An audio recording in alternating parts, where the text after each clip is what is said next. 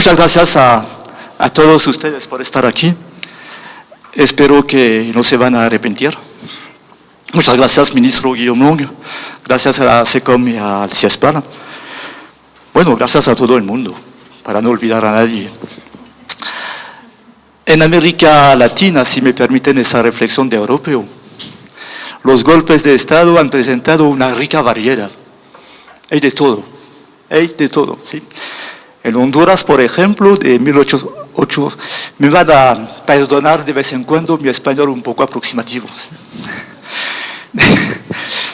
En Honduras, de 1824 a 1900, o sea, en 75 años, se han sucedido 99 presidentes, más de uno por año. En Guatemala, que en realidad en aquel tiempo pertenecía a la United Fruit Company, la bananera, el pulpo, como la llamó el premio Nobel de Literatura guatemalteco Miguel Ángel Asturias. El gobierno de centro-izquierda de Juan José Arevalo quiso abolir la práctica del trabajo forzoso, quiso autorizar la creación de sindicatos, ha tenido que sufrir 28 golpes de Estado. En Panamá, Adolfo Arias fue elegido 3 veces a la presidencia, 3 veces fue sacado. La última vez es por el general Omar Torrijos, es decir, el general que retomó el canal de las manos de Estados Unidos. Eso quiere decir que hay golpes, yo no les voy a decir que hay golpes buenos, pero hay distinciones que hacer. Aquí en Ecuador, José María Velasco Ibarra fue elegido 5 veces. Yo no sé si no conozco suficientemente la historia de Ecuador por saber si estaba un buen presidente o no, pero fue sacado 4 veces. ¿Sí? Entonces, el golpe es una tradición latinoamericana. Yo les digo sin arrogancia, porque nosotros los europeos tenemos también nuestras tradiciones. Hemos ¿cómo se dice? Hemos provocado 2 guerras mundiales, que también es bastante criticable, ¿sí? Muchos de los golpes de aquí, de acá, de América Central, de América del Sur, tuvieron como actor escondido o no el gobierno de Estados Unidos. Ustedes conocen la cosa que justificaba su intromisión al nombre de la doctrina de Monroe. Ustedes están latinoamericanos, no les hago un curso sobre la doctrina de Monroe. Sin embargo, cambió el panorama cuando en 1959 la Revolución Cubana transforma a América Latina en un nuevo teatro de la Guerra Fría. ¿Sí? La teoriza la doctrina Truman, del presidente Harry Truman, que frente al Congreso, en marzo de 1947, dice, abro las comillas, uno de los objetivos fundamentales de la política exterior de Estados Unidos es la creación de condiciones en las cuales nosotros y otras naciones podamos forjar una manera de vivir libre de coacción. Creo que la política de Estados Unidos debe ayudar a los pueblos que luchan contra las minorías armadas o contra las presiones exteriores, entonces entender el comunismo, o tal vez hoy en día el populismo, o la izquierda, que intentan soslayarlos. Y así nace la doctrina de seguridad nacional, que va a martirizar a América Latina durante años. Un detalle, esa noción de seguridad nacional, ostensiblemente invocada, no constituye la única preocupación de Estados Unidos. Podríamos añadir una precisión. Habrá amenaza comunista, o amenaza populista, o amenaza izquierdistas, por todas partes donde un gobierno o grupos sociales amenazan los intereses económicos de Estados Unidos. Así que de los años 90, 80, 60, 70, tenemos más o menos el mismo panorama hoy en día. Yo corto un poco porque yo sé que soy largo. No tengo que obedecer. Entonces, lo que siguió después, ustedes lo conocen mejor que yo, a partir de 1964, el golpe de Estado que toca a João Goulart en Brasil, Va a haber en Chile, en Uruguay, en Argentina, en Paraguay, en Perú, por todas partes. Los gobiernos constitucionales, elegidos democráticamente, están sacados del poder por la violencia y por la más grande satisfacción de Washington, ayudado por la CIA, que conocen bien, y también en aquel tiempo en la Escuela de las Américas, el Centro Continental de Formación de Lucha Antisubversiva, de donde habían salido en esa época 60.000 oficiales latinos de 22 países, algo enorme. Entonces, todo eso sueña lejos, pero no lo es tanto, no lo es tanto. Concluida la Guerra Fría, las dictaduras perdieron protagonismo, se inauguró en la década de los 90, un momento que vamos a llamar dulce, ¿sí? Democracias representativas, militares en los cuarteles, partidos políticos acatando más o menos los resultados electorales. Disculpe, yo estoy un poco estresado porque habitualmente no me gusta mucho hablar en público, en francés, entonces en castellano es más complicado. Sí, en los 90 regresa la democracia, pero al mismo tiempo América Latina fue el laboratorio privilegiado de las experiencias neoliberales. ¿Sí? Las economías se debilitaron, los pueblos fueron duramente atacados y les voy a dar 3 cifras para ir rápido para explicar lo que pasó en los 90. Había en América Latina, gracias, no tiene whisky.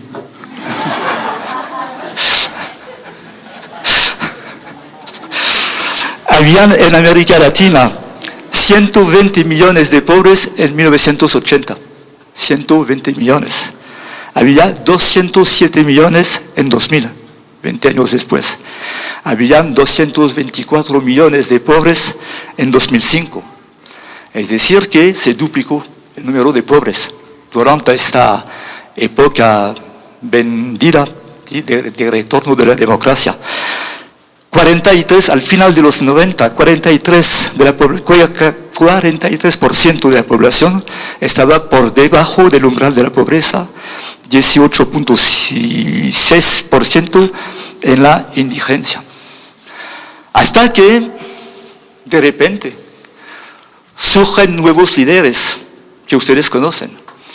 Líderes que no venían de los partidos tradicionales, que estaban sindicalistas, que estaban un militar. Entonces Hugo Chávez, Ignacio Lula da Silva, Néstor Kirchner, ahora Cristina, Evo Morales, Rafael Correa, Daniel Ortega, que regresó, Manuel Zelaya, Fernando Lugo.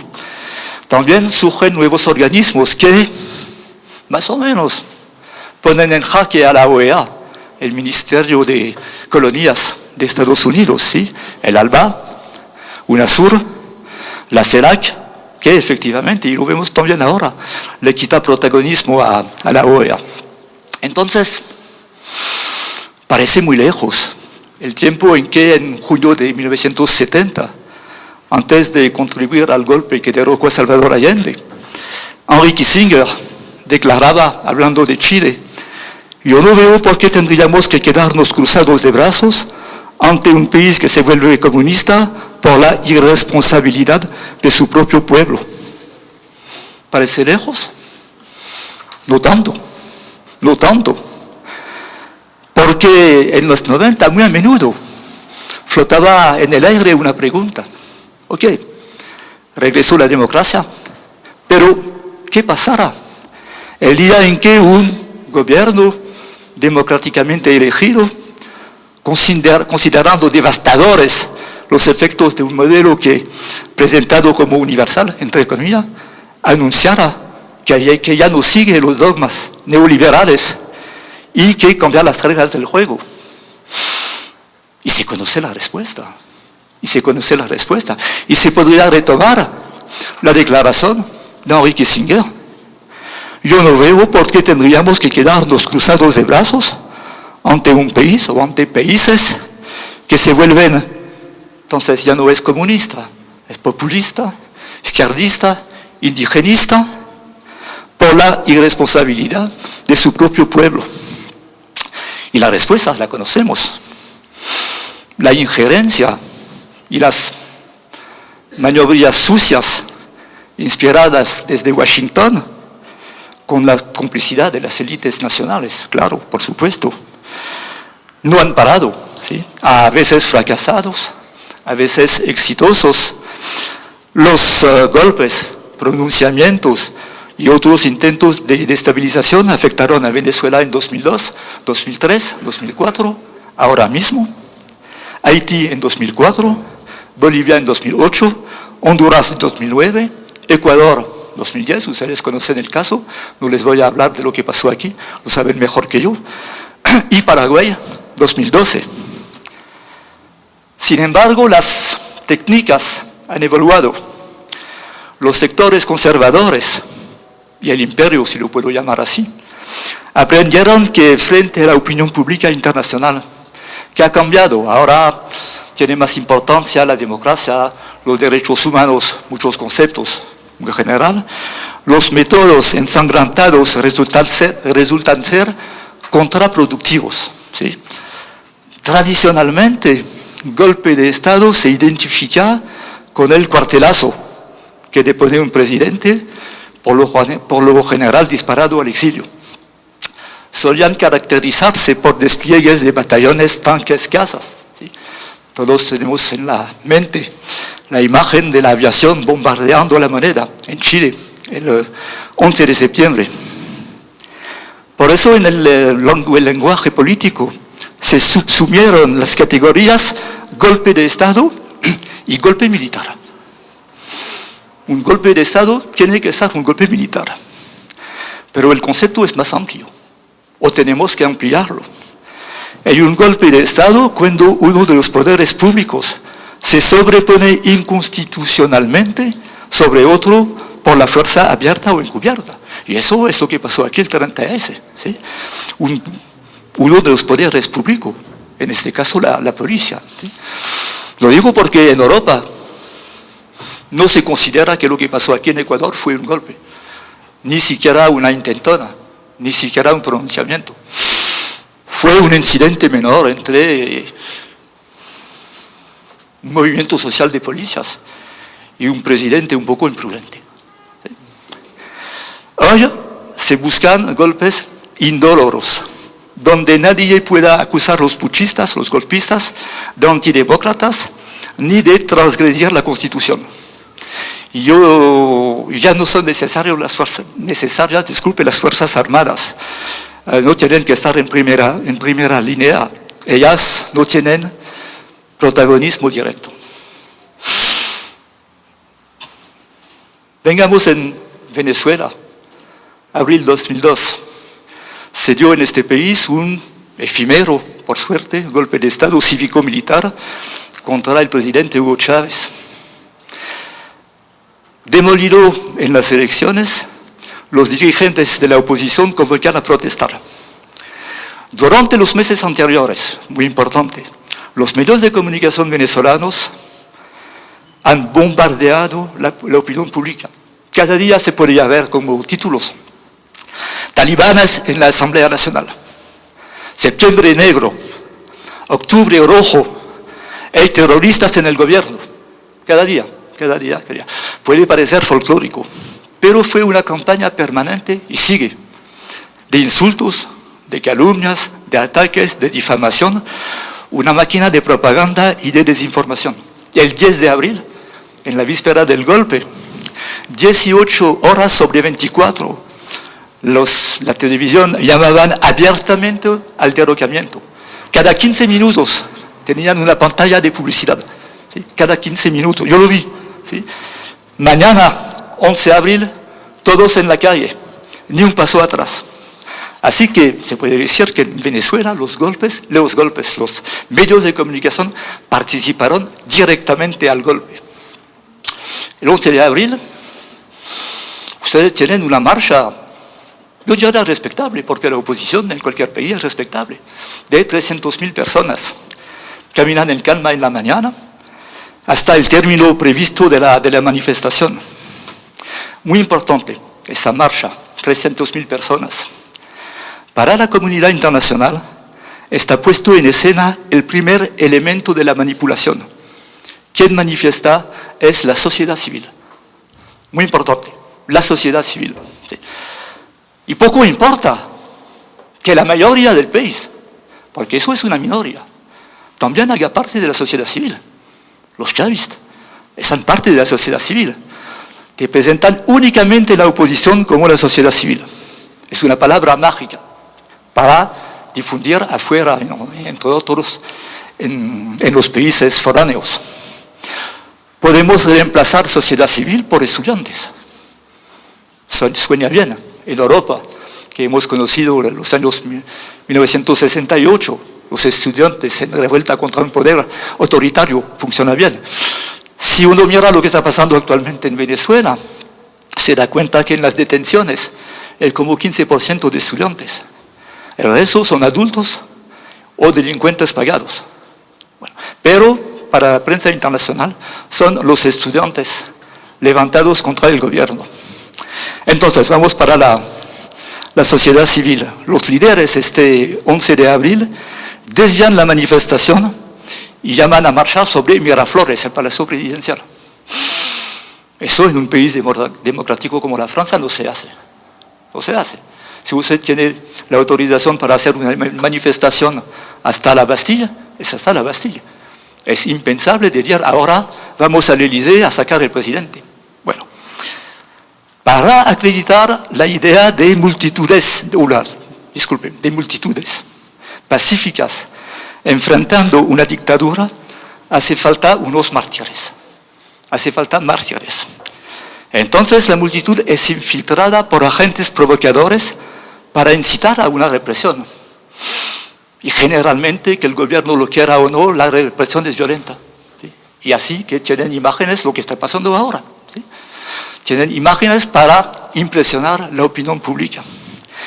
Y más que todo, unos francotiradores escondidos sobre las terrazas de los edificios matan chavistas y gente de la oposición, creando un caos total. ¿Sí? Una de las escenas, habló sobre ella el ministro, es en el sitio que se llama Puente Llaguno, donde están agrupados los chavistas para proteger al presidente. ¿Sí? No saben que hay una cámara de televisión en una terraza. Y entonces ellos están agredidos por francotiradores. Entonces 5 de ellos toman una arma y disparan, ¿sí? Para defenderse. La cámara filma. Y durante todo el día se va a ver en las pantallas de televisión esos chavistas disparando, pero no se sabe en contra de quién. Y el comentario es, miren, el presidente les envió para disparar sobre la manifestación pacífica. Y eso funciona. La manifestación, yo estaba en el Puente Llaguno, estaba a 400 metros, no estaba aquí. Fue una manipulación mediática mayúscula, realmente mayúscula. Eso es el pretexto para que un grupo de militares arrestase al presidente, acusado de haber enviado sus milicias, sus camisas negras, cualquier cosa, ¿sí? A los círculos bolivarianos, reprimir la oposición. Eso también es el pretexto para que se forme un gobierno provisional encabezado por Pedro Carmona, Pedro el Breve, porque duró 2 días, ni siquiera un día. ¿Sí? El presidente de Fede Cámaras, la Asociación de los Empresarios. ¿Sí? Y eso permite al vocero de la Casa Blanca, Henry Fleischer, de felicitar el ejército y la policía venezolana, abro las comillas, por su rechazo de disparar en contra de manifestantes pacíficos y de concluir, unos simpatizantes de Chávez dispararon en contra de esa gente y eso llevó rápidamente a una situación que le obligó a dimitir. En realidad, lo sabemos, nunca renunció el presidente Chávez. Yo vi en la mañana del 12 uno de los presentadores estrellas de la televisión, de Venevisión, enseñar en la pantalla la carta de renuncia de Chávez y leerla. Ella no existía. Fue una manipulación total. Bueno, es un caso extremo. Bueno, Bolivia. Discúlpeme, yo bebo un poco de agua, ¿pueden hablar?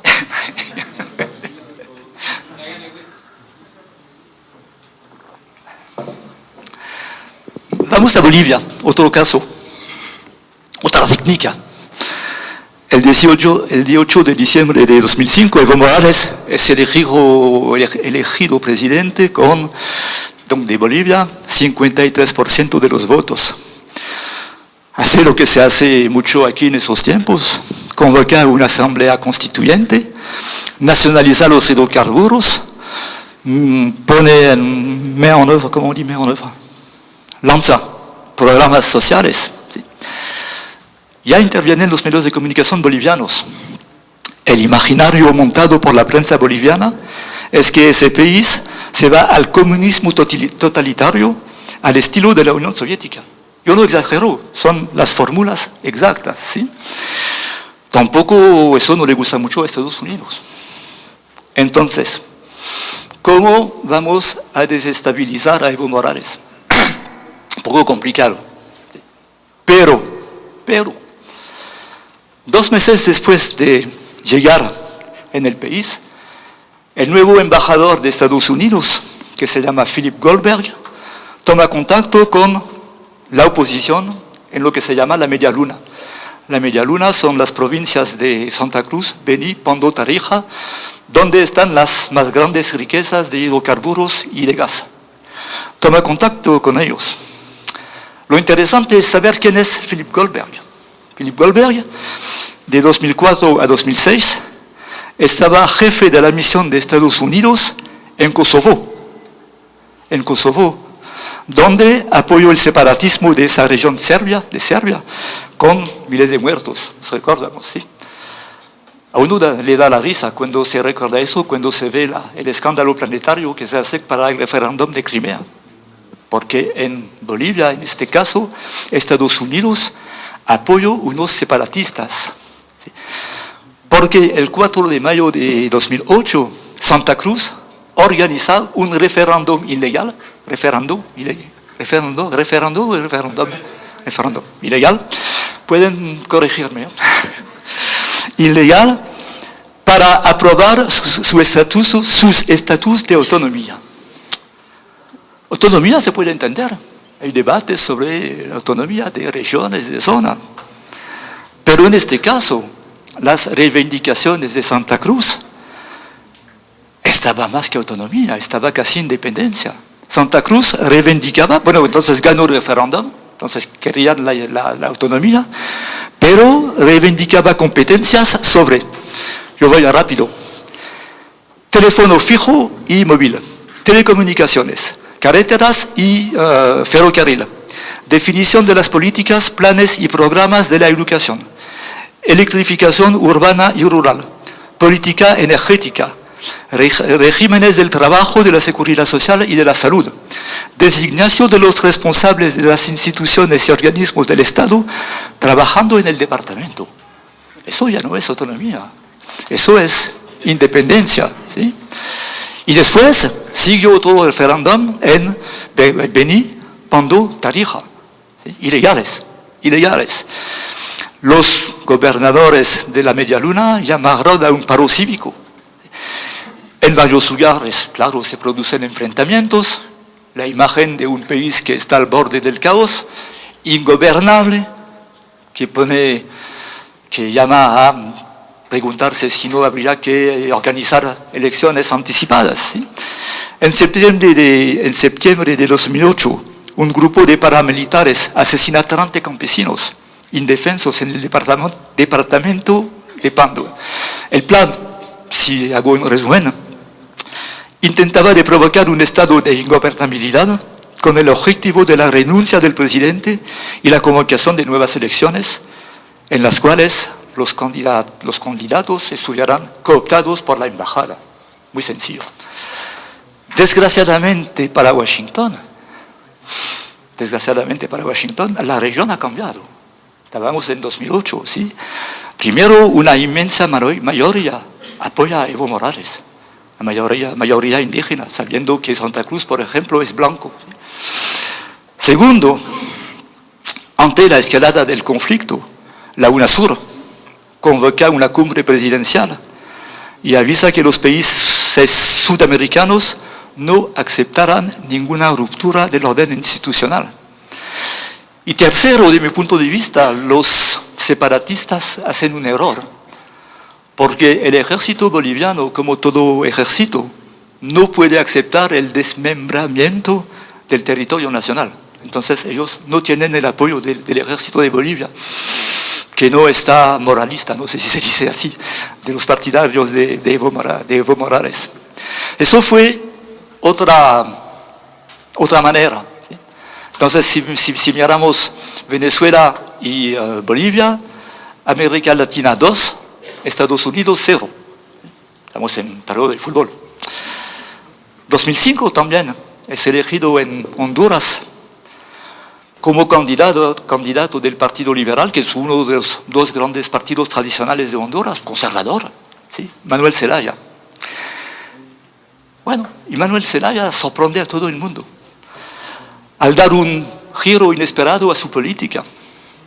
Contrariamente a los presidentes precedentes, él acaba con la alianza incondicional de Honduras con Estados Unidos y establece lazos políticos y comerciales con Cuba, con Venezuela, con Bolivia, junto a Petrocaribe, el programa petrolero de ayuda de Hugo Chávez de Venezuela, se une al ALBA en agosto de 2008. Sin ir más lejos, eso ya basta para desatar la ira de los sectores hondureños conservadores y de Estados Unidos. Disculpe, yo no soy en la ¿cómo decir? Yo estoy buscando la palabra en español, pero también en francés. La teoría del complot, ¿sí? Pero Estados Unidos va a estar involucrado. Sin entrar en los detalles, vamos a rescatar 3 de los puntos que permiten entender lo que va a pasar en Honduras. Primero, en diciembre de 2008, Zelaya aumenta el salario mínimo de casi 50%, porque Honduras es uno de los países más pobres del continente. Eso alarma a la Chiquita.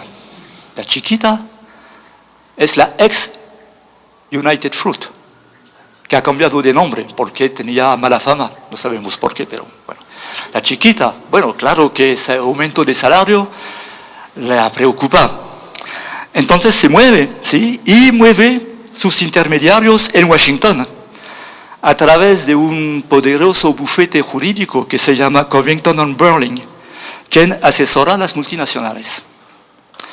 En este bufete trabaja un tal Eric Holder.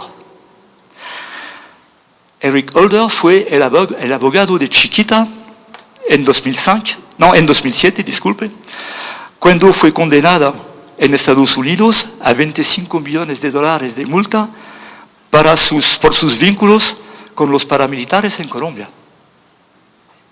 Y este Eric Holder, a partir del 2 de febrero de 2009, va a estar el Attorney General, el ministro de Justicia de Estados Unidos. Es decir, que la Chiquita tiene directamente acceso a miembros del gobierno de Estados Unidos. 2. Zelaya firma con el gobierno cubano un acuerdo sobre la compra de medicinas genéticas cubanas a muy bajo costo. Eso enfurece a las multinacionales y las empresas hondureñas importadoras, sabiendo que la más importante empresa del sector, que se llama Laboratorios Finlay, pertenece a la familia Canahuati Larash, dueña de los 2 principales periódicos de Honduras, La Prensa y El Heraldo. No vale la pena que yo le cuente lo que pasa, ¿sí? Tercer punto, el aeropuerto de Tegucigalpa, que se llama Tocontín, es el segundo más peligroso aeropuerto del mundo, después de un aeropuerto de Nepal. Si a ustedes les gusta la cosa, es un aterrizaje increíble en Tegu. Hay que pasar entre montañas. Así que hubo un montón de accidentes. Y hay un accidente mientras Zelaya está presidente. Entonces, él decide que ya basta y que van a trasladar este aeropuerto peligroso hasta Palmerola, a como 40 kilómetros de Tegucigalpa, donde hay el aeropuerto, la pista más grande de América Central, pero que es una base militar de Estados Unidos, donde hay 600 Marines. Entonces, ¿qué? Se puede imaginar, ¿sí? El ramdam, hay en francés decimos ramdam, ¿sí? El ruido. ¿Sí? Bueno. ¿Cómo organizar un golpe tan discreto como indoloro o relativamente indoloro? Entonces, bueno, ya lo hemos entendido, la gorilada se ha sofisticado. Las fuerzas conservadoras van a apoyarse en argucias jurídicas para destituir a Zelaya. Y estamos asistiendo a una nueva modalidad de golpe de Estado, que vamos a ver también en Paraguay un poco más tarde. Los golpes constitucionales. ¿Sí? Voy rápido porque supongo que si ustedes están aquí, ya conocen más o menos el caso. ¿Sí? Este golpe tiene como punto de partida la decisión de Zelaya de poner el día de las elecciones generales, donde se elige el presidente, los diputados, los alcaldes. Una cuarta urna, en la quienes se acerquen a votar recibirán una papeleta con la pregunta: ¿está usted de acuerdo con la convocatoria a una Asamblea Nacional Constituyente para que elabore una nueva Constitución? ¿Sí o no? Zelaya hace la misma constatación que la que hicieron Chávez, Rafael Correa, Evo Morales al inicio de sus mandatos respectivos. Con la actual Constitución es imposible realizar las transformaciones sociales necesarias para erradicar las desigualdades y la miseria. Pero esta cuarta urna es condenada a gritos, ¿sí? Por la oposición, por una fracción del Partido Liberal, el propio partido de Manuel Zelaya, los empresarios, la jerarquía muy conservadora de las iglesias católica y evangélica. Y esa consultación es considerada ilegal por la Corte Suprema, el Congreso y el Tribunal Electoral. ¿Sí? Bueno, todo eso. Todos acusan. Zelaya quiere hacer una reforma, una nueva constitución, para aspirar a un segundo mandato que está prohibido en la actual Carta Magna. Eso es la acusación que va a retomar la prensa internacional. Yo no puedo traducir en español, pero Libération, que es un periódico en Francia que hace mucho tiempo fue de izquierda, titula Zelaya le putsch au crimen. Zelaya, ¿cómo podríamos decir? Empuje al crimen. ¿Sí? Bueno, Le Monde dice que Zelaya es responsable.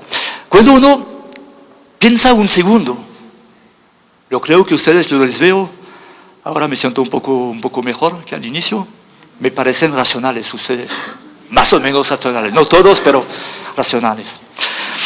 Si se instala una cuarta urna el día de las elecciones generales, a las cuales no se puede presentar Zelaya, ¿cómo lo van a reelegir?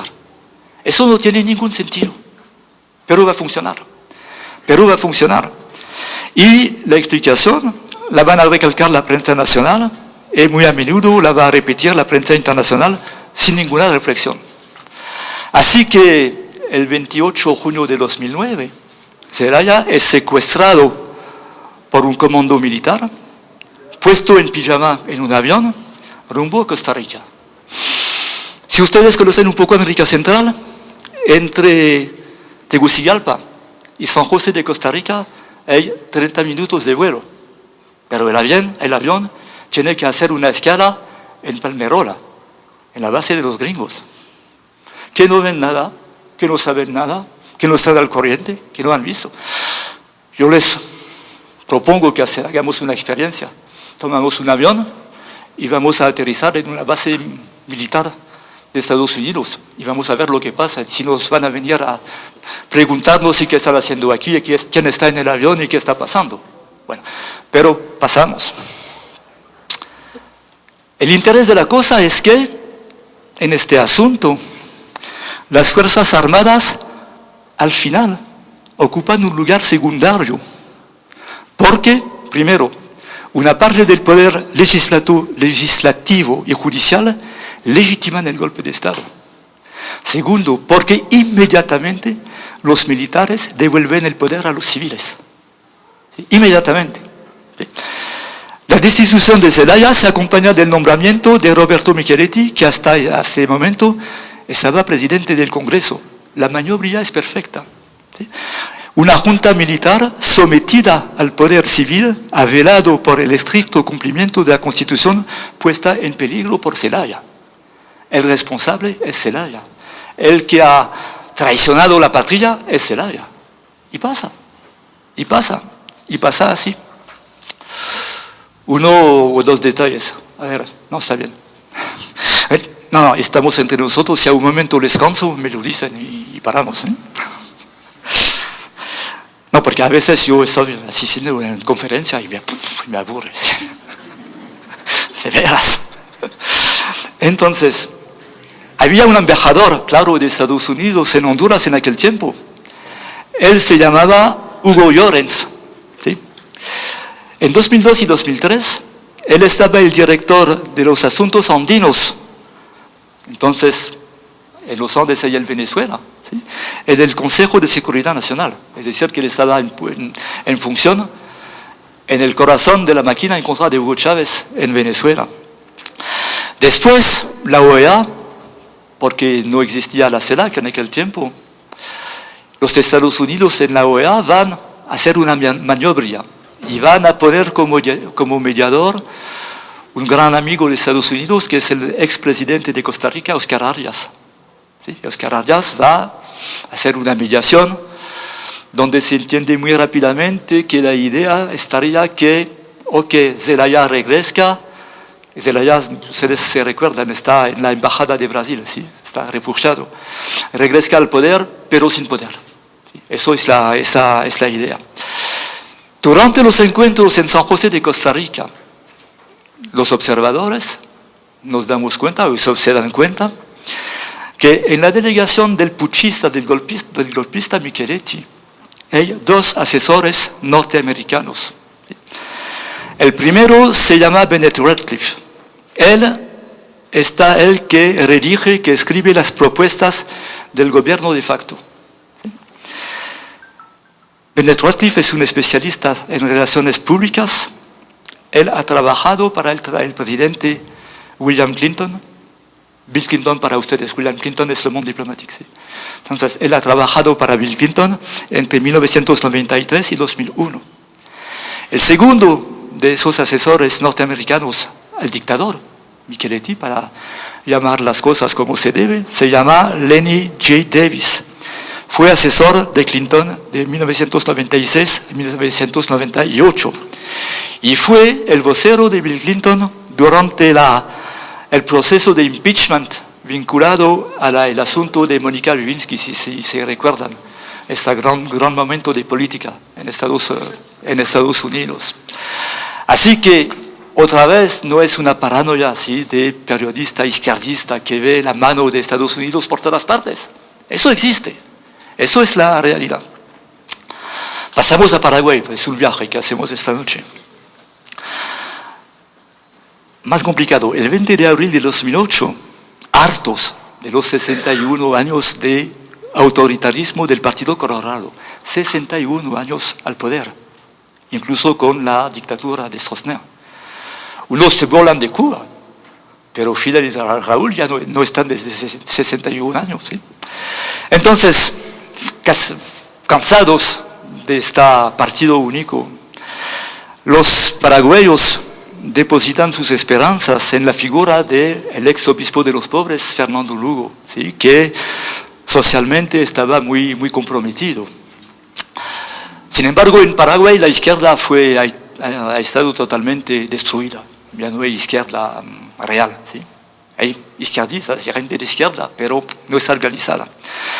Entonces, a falta de base política organizada, Lugo fue llevado al poder por una alianza, una coalición de movimiento social y de 8 partidos, entre los cuales el Partido Liberal Radical, PLRA, Partido Liberal Radical Auténtico.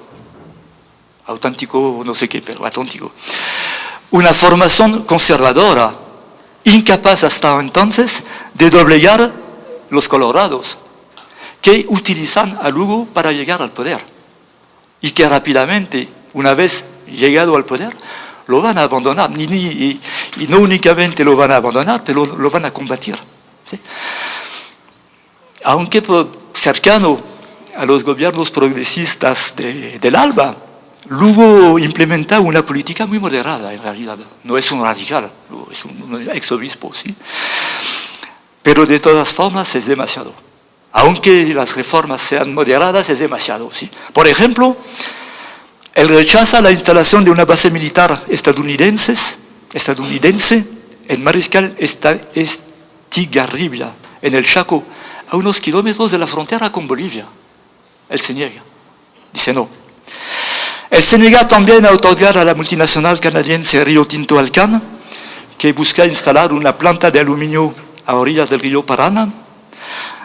Se negó a otorgar subsidios en energía que llegaban a los $200 millones anuales. Dice que no. No. Aumenta el gasto social, permite el acceso gratuito de los pobres a los hospitales y habla de una reforma agraria y expresa su simpatía con los campesinos, con los movimientos campesinos, que gracias a este apoyo explícito, ¿sí?, multiplican las ocupaciones y las manifestaciones. Hay que explicar que en Paraguay unas 300.000 familias de campesinos no tienen tierra. A pesar de que Paraguay es el cuarto exportador mundial de soja. ¿Sí? La soja pasó de 1.5 millones de hectáreas en 1993 a 3.1 millones en la actualidad. Se duplicó. ¿Sí? En este panorama, luego de apoyarlo por mero oportunismo, el PLRA, con el vicepresidente a la cabeza, Francisco Santos, se vuelve en contra del jefe de Estado. A cada rato dicen, hay que destituirlo, lo vamos a destituir. Él está enfermo, tiene un cáncer un momento, lo vamos a destituir. Y la Unión de Gremios de la Producción apoya también. Yo quisiera que se paran un momento sobre un detalle que les voy a dar, porque es realmente muy interesante. Esta Unión de Gremios de la Producción, un poderoso lobby, pide que se introduzcan nuevas variedades genéticamente modificadas. ¿Se dice así en castellano? ¿Sí? Bueno. ¿Cómo se dice? Transgénico se dice. ¿Ah? Ok, me han entendido, ¿sí? OGM en francés. Más corto. Entonces, que se introduzcan nuevas variedades de maíz, de algodón y de soja. ¿Sí? Y hay una variedad que fue introducida en contrabando desde Brasil hace mucho tiempo y que al final, bueno, dijeron, ok, está bien. Bueno. ¿Cuál va a estar la manera de sacar Lugo del poder? Le cuento rápido, si puedo. A unos 400 kilómetros de Asunción, cerca de una pequeña ciudad que se llama Curuguati, una ciudad, disculpe, lo digo como en la vida, una ciudad de mierda, ¿sí?, pero donde a cada esquina hay un banco. ¿Sí?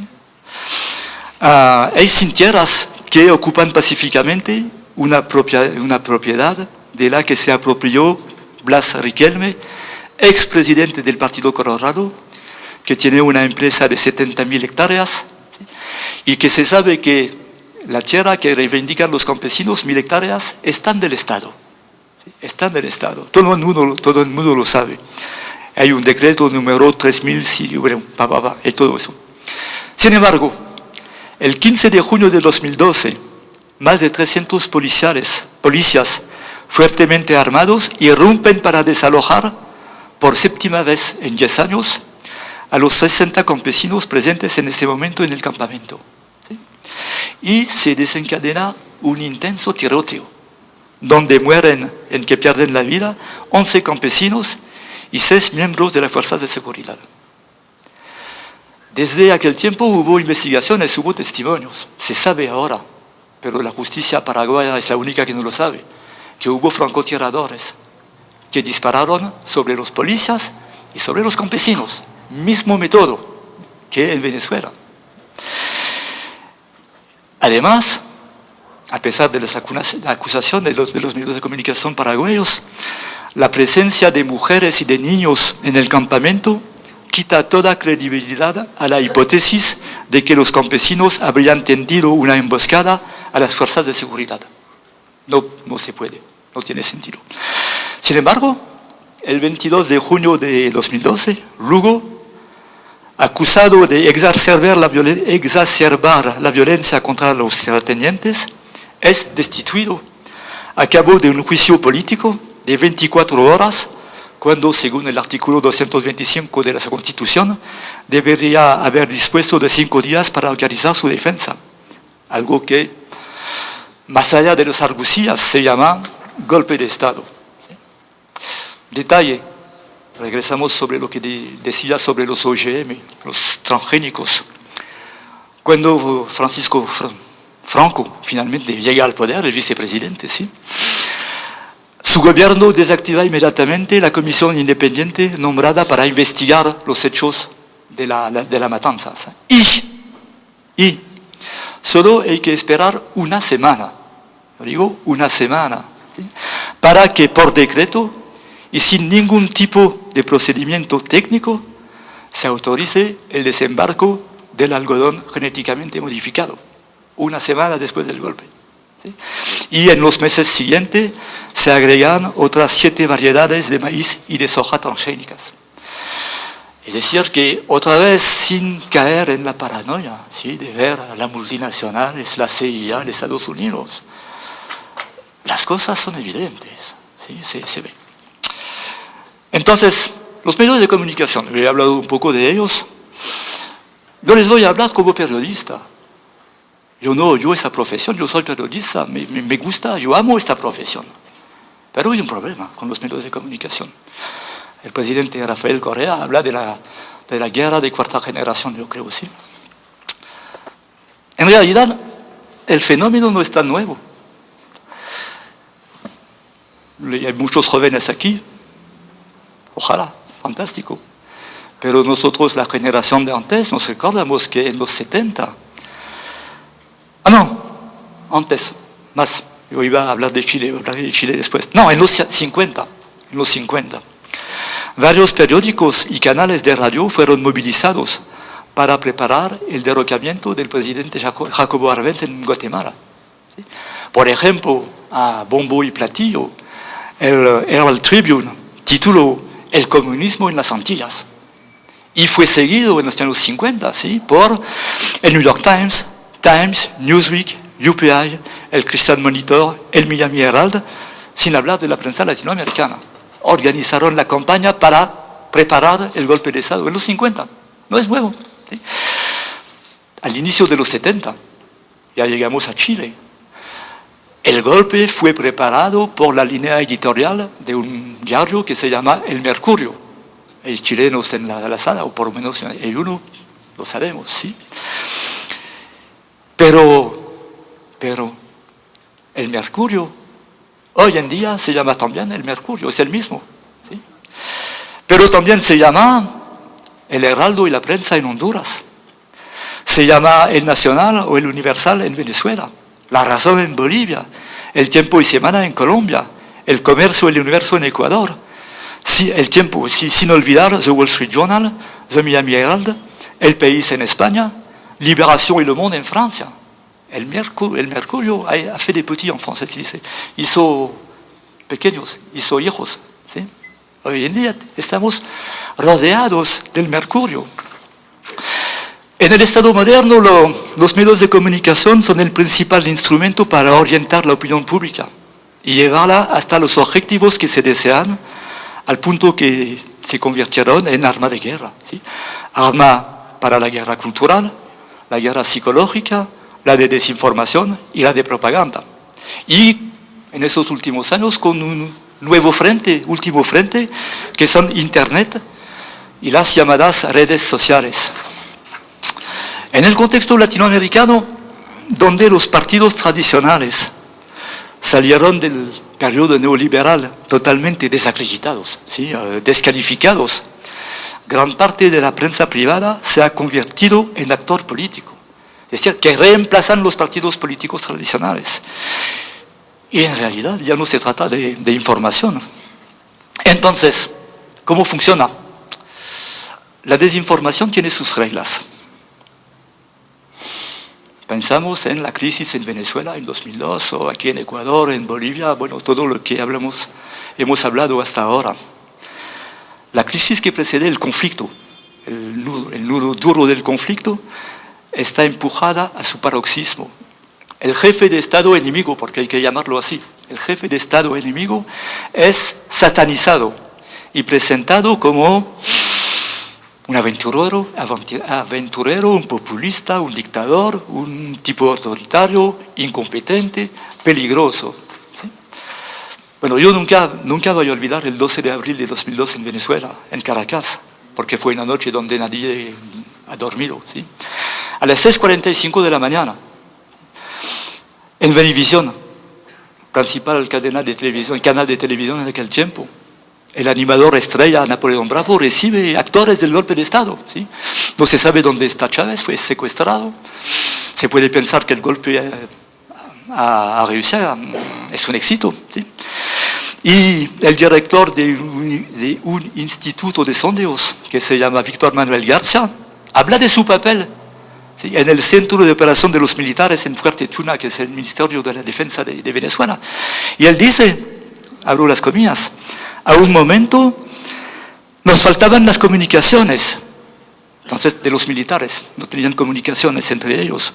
Y tengo que agradecer a los medios por su solidaridad, toda la cooperación que nos brindaron para conseguir esas comunicaciones con el exterior y repercutir las directrices que me indicaba el general González González.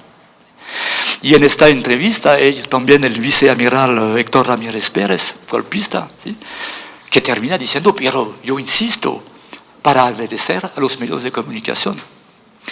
Y efectivamente, en la víspera, el 11 de abril, día del golpe, en la noche, todo el Estado Mayor de la conspiración, los civiles, estaban reunidos en la sede del canal Venevisión. Estaba el centro de operación, el canal Venevisión. Ulteriormente, el 13, el presidente de la Asociación de las Televisoras Venezolanas va a firmar el decreto que disuelve la Asamblea Nacional y participan todos, Venevisión, RCTV. Habrá un escándalo internacional un poco más tarde cuando el presidente Chávez no va a renovar o renovelar la frecuencia, ¿sí? Pero participaron en el golpe. Globovisión, los diarios, el Nacional, el Universal. Entonces, paramos un momento sobre Venevisión. Momentico, ¿sí? En aquel tiempo, porque ha cambiado un poco, pertenece a Gustavo Cisneros. Gustavo Cisneros es uno de los hombres más ricos de América Latina. ¿Sí? Es un amigo personal de George Bush, el Papa, porque ustedes saben que Estados Unidos es la única democracia con Corea del Norte donde se puede estar presidente de padre en hijo. ¿Sí? Entonces, conoces un amigo personal de George Bush. Es dueño de Cisneros Group, con el acento, ¿sí? Uno de los más grandes grupos mundiales de telecomunicación. Tiene inversiones, entonces voy a ir rápido porque hay un montón, ¿sí? América Online, Latin America, y tiene como socio AOL Time Warner, AOL Brasil, AOL México, AOL Argentina, AOL Puerto Rico. Es aliado con Hughes Electronic en DirecTV Latinoamérica, el líder de la televisión satelital en Latinoamérica y el Caribe, más de 180 canales. Es uno de los más importantes accionistas de Univision. Univision es una telaraña que agrupa entre otros a Televisa de México, CNN en español, El Nuevo Heraldo, El Diario de las Américas, eso en Miami, El País de España, la Revista Semana de Colombia, El Universal, El Nacional y Globovisión de Venezuela y demás repetidoras de las propagandas del Departamento de Estado, ¿sí? Y también está presente este grupo en la agroalimentación, la industria minera, la restauración fast food rápida, la informática, las telecomunicaciones, y es dueño de Coca-Cola en Venezuela. Entonces se pueden imaginar el grupo que representa eso. Si hablamos de Honduras, 10 familias han financiado el golpe de Estado. Fue planeado por un grupo empresarial liderado por Carlos Roberto Facuse, expresidente de Honduras y dueño del periódico La Tribuna, ¿sí? Que junto con la prensa y el Heraldo y los canales de TV 2, 3, 5 y 9 fueron el pilar fundamental del golpe. Cuando el presidente Zelaya estaba en el poder, a un momento se dio cuenta que la prensa, los medios de comunicación no repercutaban todo lo que hacían de bueno. Sí, criticaban, pero entonces él ha tenido que crear una radio y una televisión pública, no existían en Honduras. ¿Sí? Bueno, había una guerra terrible. El Heraldo y la prensa, otras armas del golpe, pertenecen a Jorge Pepsi Canahuatl Larache. Jorge Pepsi lo han entendido porque es el dueño de Pepsi en Honduras, ¿sí? Pero también es dueño de las franquicias de Pizza Hut, Kentucky Fried Chicken, 7-Up, Enjoy, Team, Gatorade, etc. Y, claro, por supuesto, uno de los dirigentes del conservador Partido Nacional. Si ustedes quieren disfrutar 2 minutos, ¿sí? Un poco de tiempo para respirar, les voy a dar el ejemplo rápido, muy rápido, de la pluralidad de los medios de comunicación en Honduras. ¿Sí? Pero rápido. Yo leo, ya leía, pero yo leo más. ¿Sí? Diarios, revistas e imprentas. Dueño Jorge Canahuatl Larache. La prensa, El Heraldo, Yes, Estilo. Carlos Flores Facuse, La Tribuna, Litopress Industrial. Rodrigo Wong Arevalo, Hablemos Claro Financiera, AES Deportiva, Cromos. TV, Cable, Internet y Telefonía, Rafael Ferrari. Grupo Televicentro, Canal 5, Telecadena 7 y 4, Telesistema 3 y 7, Mega TV, Multivision, Multidata, Multifon, Televicentro Online. Las radios, Rafael Ferrari, dueño de Emisoras Unidas, HRN, Radio Norte, Suave FM, Rock and Pop, Vox FM, XY, 94 FM, Radio Satélite, Radio Caribe, Radio Centro. Miguel Ordóñez Fernández, dueño de Audio Video, Radio América, Radio San Pedro, Super 100, La Moderna, Radio La Ceba. Rodolfo Arias Navas, Comunicaciones del Atlántico, Radio El Paseo, La Ceba, Stereo 92, Stereo 102.5, Romántica 103. Bueno, es en materia de gracias. Venga a hacer la conferencia, por favor. Bueno, se ve que es una cosa increíble. Ahora, como soy europeo, yo quisiera hablarles, para el poco tiempo que me queda, del país, de España. Muy importante, importantísimo. Es uno de los enemigos más fuertes y más duros de todos los gobiernos de América Latina que yo voy a llamar progresistas. Todos. Chávez, Maduro, Correa, Evo Morales, Cristina Fernández, Néstor Kirchner antes, todos. Es el diario español de referencia. En Europa, toda la gente que trabaja sobre América Latina, los periodistas, universitarios, investigadores, estudiantes, leen El País. ¿Por qué? Porque es un diario español y que todos sabemos que España tiene vínculos particulares con América Latina, en la historia, por la cultura, por los vínculos, bueno, tradicionales. Entonces, España es la referencia sobre América Latina. Además, El País es considerado, porque lo fue hace muchos años, un periódico de centro-izquierda. En realidad, yo les voy después a enseñar unos ejemplos. En realidad, El País es el vocero de las multinacionales españolas. Telefónica, Repsol, BBVA, los bancos, etcétera, etcétera.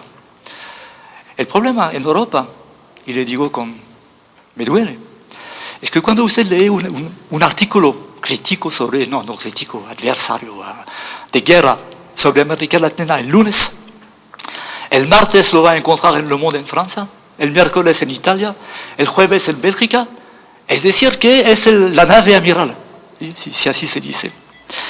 El País pertenece a un grupo, una multinacional que se llama Prisa. Y vamos a ver que hay efectivamente una telaraña, ¿sí? Es el primer grupo de medios de comunicación en los mercados de habla española y portuguesa. Es dueño de Sogecable, que es el grupo líder de televisión de pago en España, el tercero en Europa. Es dueño de TVI, líder en Portugal.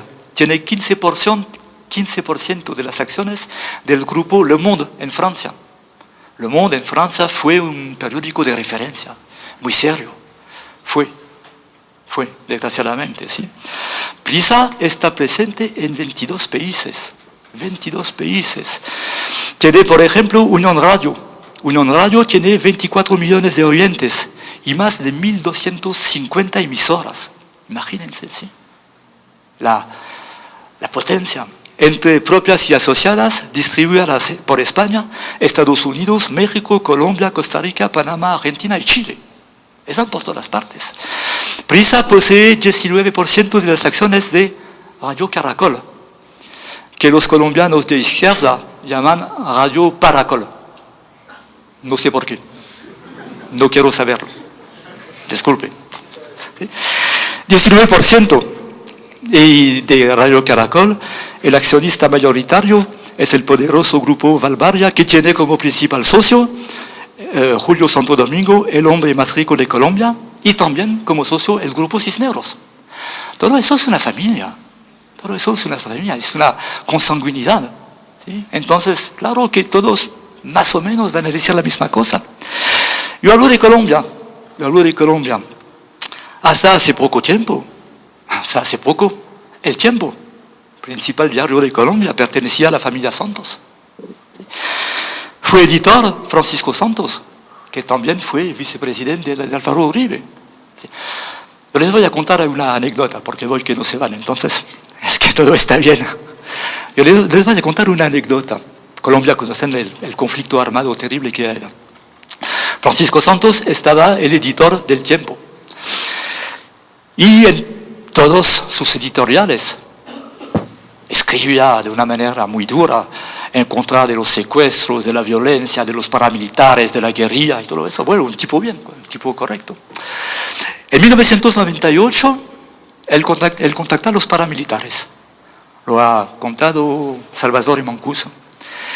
Y les dice su inquietud: ¿por qué las milicias de las guerrillas están avanzando en los barrios populares de Bogotá? Y pide a los paramilitares de crear un bloque capital. Y los paramilitares, Salvador y Mancuso, les dice: sí, claro que sí. Y si quieres, puedes estar al mando. Y Francisco Santos dice: que no, que yo soy periodista, que yo no puedo, que yo no sé, que bla, bla, bla. Bueno, estamos en Colombia, todo se sabe. Así que rápidamente Francisco Santos es amenazado de muerte por las FARC.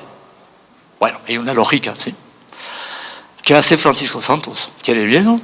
Y gritando a los derechos humanos, o sea, se va para España. Se va para España. Toma el exilio. ¿Y qué hace en España? Él es periodista. Trabaja en El País 2 años.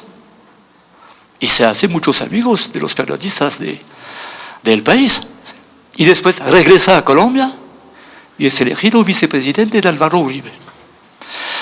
¿Cómo pueden imaginarse ustedes que El País va a criticar duramente el vicepresidente Francisco Santos o el presidente Álvaro Uribe? Otro detalle, porque todavía están aquí. Yo no sé cómo fue aquí. En Europa, yo les aseguro que es cierto. Yo tengo toda una documentación en mi despacho, en mi oficina, no sé cómo se dice. Durante los 8 años de presidencia de Álvaro Uribe, todos los medios de comunicación, en cada artículo sobre Colombia, escribieron, a partir de lo que dicen los sondeos, 70% de los colombianos apoyan la política de Álvaro Uribe. Yo lo he leído 1000 veces. Hablamos de racionalidad. Yo no sé si soy racional, pero ustedes lo están. ¿Cómo es posible? Álvaro Uribe es elegido en 2002 con 52% de los votos y 53% de abstención. Es decir, que es elegido por menos de 25% de los votantes de Colombia.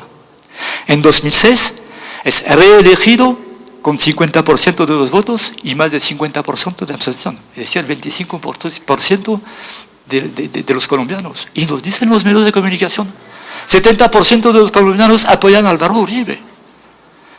Pero es algo increíble. Es algo increíble, me molesta mucho porque yo no soy un enemigo de los periodistas, yo soy periodista, pero no lo puedo creer. Yo no soy más inteligente que los otros. Un poco, pero no mucho. No, bueno, entonces así funciona la cosa. Entonces el país, con esta dimensión que yo acabo de describir. Entonces Chávez ya actúa como un dictador. Voy a hablar mucho de Chávez porque fue el enemigo número 1 durante todos esos años.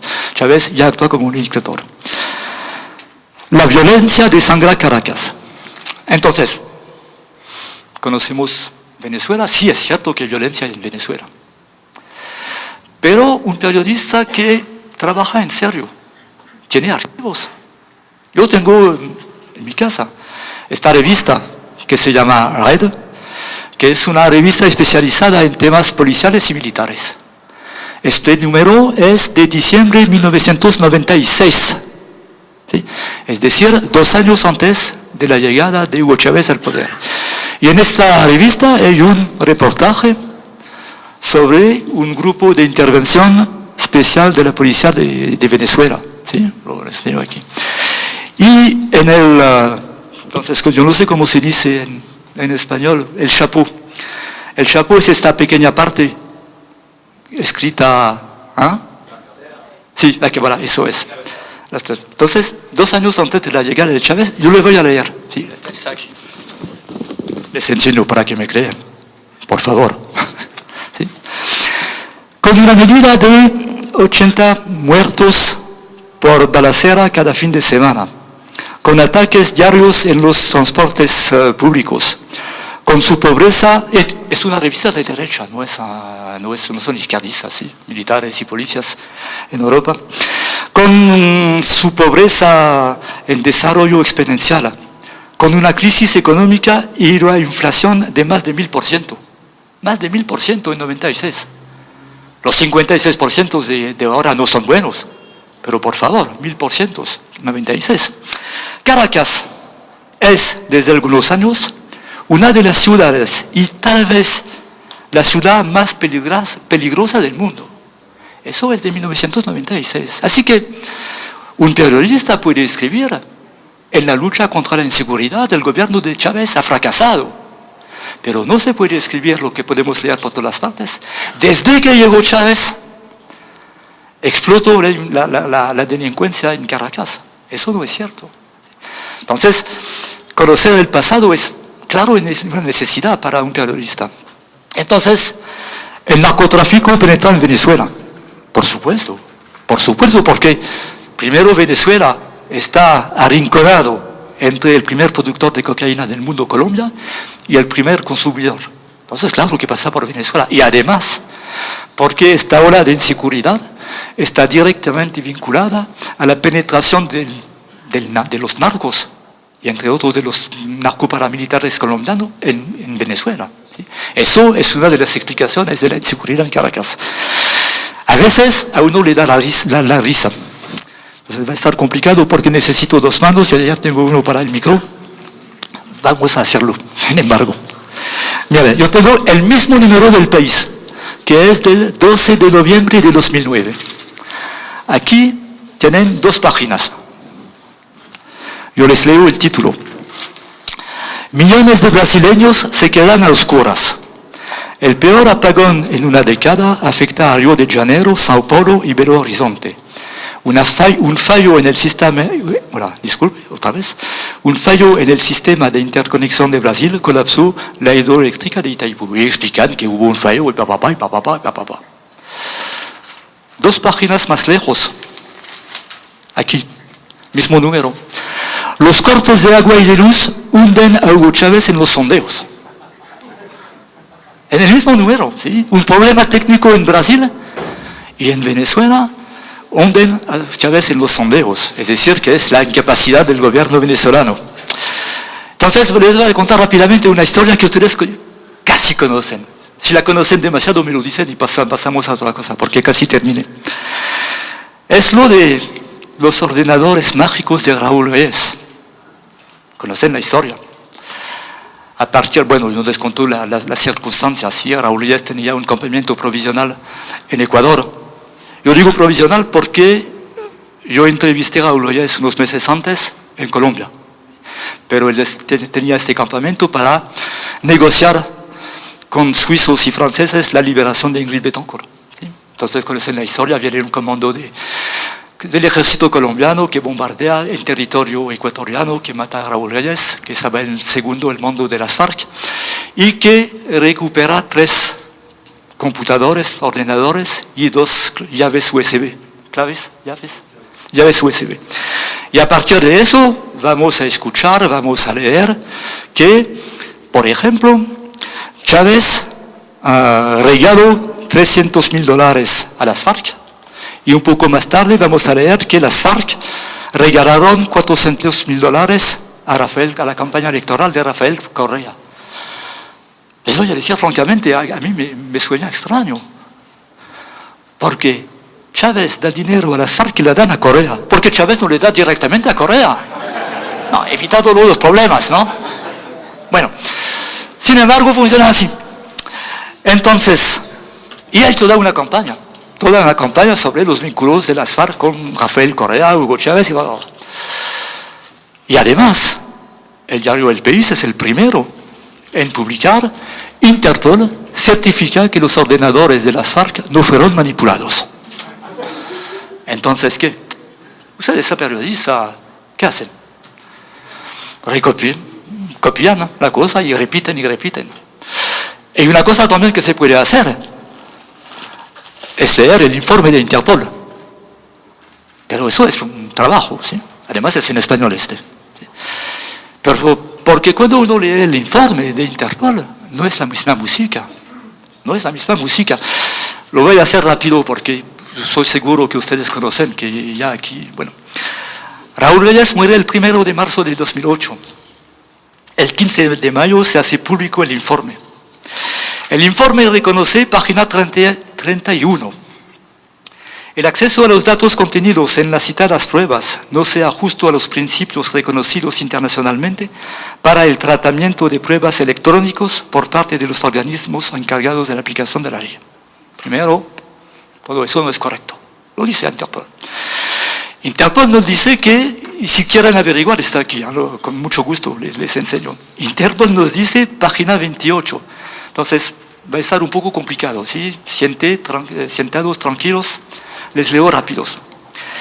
Se encontraron 109 archivos de documentos, 452 hojas de cálculo, 7.989 direcciones de correo electrónico, 10.537 archivos multimedia de sonido y de video, 22.481 páginas web, 37.872 documentos escritos Word, PDF y formato texto, 211.000 imágenes.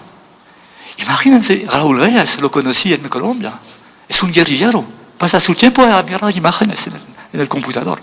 Interpol dice, está aquí, la información contenida se elevaba a unos 69.6 gigabytes, lo que convertido en documentos de texto daría como resultado 39.5 millones de páginas completas. Dicho de forma sencilla, si todos los datos incautados estuviesen en formato Word, a un ritmo de 100 páginas por día, se tardaría más de 1000 años en leerlas. Está aquí. Sin embargo, 15 días después, ya han encontrado los mensajes entre las FARC y Chávez, y las FARC y Correa, ¿sí? Y por ejemplo, y voy a ir rápido, el informe en su página 32 afirma que en los archivos de la prueba instrumental hubo la creación de 273 archivos de sistema, apertura de 373 archivos de sistema y de usuario, modificación de 186 archivos de sistema, supresión de... Bueno, y yo tengo los datos aquí, no les voy a leer. Miles de archivos fueron modificados, suprimidos, adjuntados. Es una locura. Es una locura, ¿sí? Sin embargo, la realidad es que Colombia manipuló los ordenadores, sin ninguna duda, ¿sí? Los medios de comunicación, el gobierno colombiano, han destacado los elementos que les interesaban. Y mientras el informe de Interpol afirma la verificación realizada por Interpol no implica la validación de la exactitud de los archivos de usuarios que contienen, de la interpretación que cualquier país pueda hacer de dichos archivos, ni de su origen. A pesar de eso, que está muy claro, ¿sí? El país titula: Interpol certifica que los ordenadores de las FARC no fueron manipulados.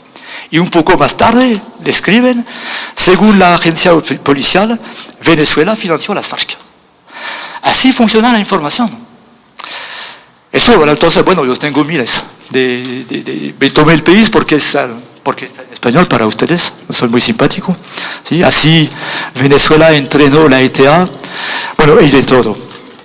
Entonces, si regresamos a algo más serio, aunque eso es muy serio porque se hacen campaña con eso, y el ciudadano europeo, también incluso ecuatoriano, si no es su trabajo de ir a la fuente para ver lo que pasa, bueno, al final va a creer todo eso.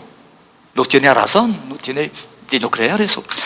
Entonces, este flujo permanente de informaciones, entre comillas, desacredita cada día un poco más los gobiernos progresistas, porque eso es a cada rato, desde 15 años.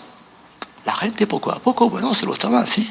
Entonces, desacredita cada día un poco más los gobiernos progresistas, más que todo los gobiernos del ALBA, en las opiniones públicas internacionales sometidas a este bombardeo. Y cuando surge una intentona, o un golpe, o una desestabilización, estará muy fácil de justificar frente a la opinión internacional el derrocamiento de esos presidentes o gobiernos que han presentado durante meses, semanas y años como casi delincuentes, como populistas, como todo lo que quieren, ¿sí? Es una ofensiva mediática. Ya terminé. No, prometido, lo juro. No, disculpe, porque yo estuve en la escuela de Fidel Castro y Hugo Chávez. Ellos hablan 6 horas. Por favor. ¿Sí? No, yo termino. En esa ofensiva mediática tan poderosa, tan aplastante, que los pocos medios... sí, muy importante eso. Esta ofensiva mediática es tan poderosa, tan aplastante, que los pocos medios independientes acaban por sumarse, por miedo de molestar a sus lectores, que han leído por todas otras partes el contrario. Entonces al final dicen, bueno, ok, vamos a hacer como todo el mundo para no perder nuestros lectores. Y eso explica también que yo no sé si aquí hay estudiantes de periodismo, no les quiero desanimar, pero que porque todos los periodistas están unos bandidos o delincuentes, pero que en esos medios de comunicación pertenecientes a grupos económicos, mediático-económicos muy potentes, existe la censura, pero también la autocensura. Es que un periodista tiene que comer, tiene una familia. Entonces, si no quiere perder su trabajo, tiene que conformarse con la idea general, y así, poco a poco, se hace la cosa. Realmente es un problema. Yo termino con eso. Una investigación que fue hecha en 2006 por la Federación Internacional de Periodistas concluye que el empleo en los medios se ha precarizado, porque ustedes saben, no sé cómo está aquí, pero los medios de comunicación están conociendo una crisis tremenda por la aparición de Internet, por la crisis económica en general. Entonces hay una crisis del sector. Entonces esta investigación concluye que el empleo en los medios se ha precarizado, es más inseguro, se intensificó. La inseguridad del empleo produce un periodismo timorato y produce un declive del periodismo crítico y de investigaciones. Eso más o menos es lo que en algunas palabras yo quería compartir con ustedes, y les agradezco mucho de su paciencia. Y bueno.